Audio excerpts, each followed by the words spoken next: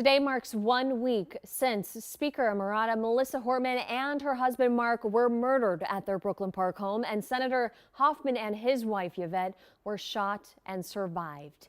A 2-day manhunt and criminal investigation followed, sparking questions about political violence and rhetoric across the nation, while Minnesotans coped with immense grief. Jessica Hart takes a look at some of the biggest developments in this unimaginable tragedy.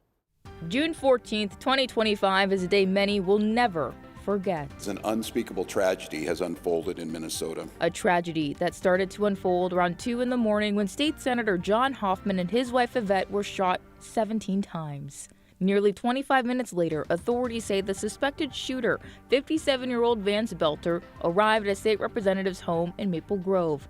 She wasn't home, so he allegedly drove to State Senator Ann Rest's home in New Hope, but he left when he saw a police officer.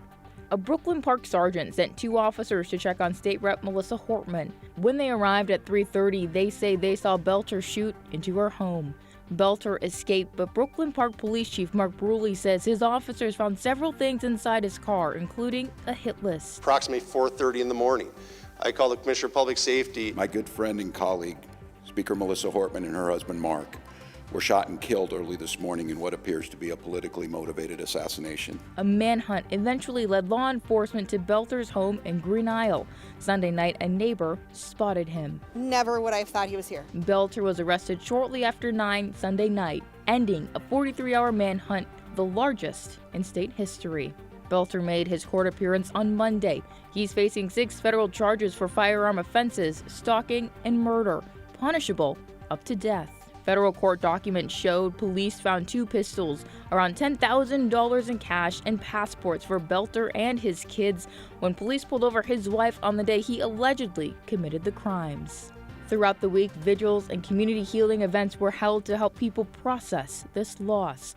Yesterday, Governor Tim Walz spoke in Champlin. This was a grievous wound that Minnesota experienced. Search warrants released Friday detail what was found in Belter's Green Isle home, including 48 pistols, revolvers, shotguns, and rifles, boxes of ammunition, a camouflage suit, and nearly $18,000 in cash. The search warrants also revealed Belter had a storage facility. Inside, authorities found a duffel bag with 5 body bags inside and gun cases. Investigators were back out searching Brooklyn Park in and around Edinburgh Golf Course on Friday for any additional evidence. We received a statement from the church Belter attended in Jordan saying they are cooperating with the investigation and their prayers are with all of those impacted by this tragic situation.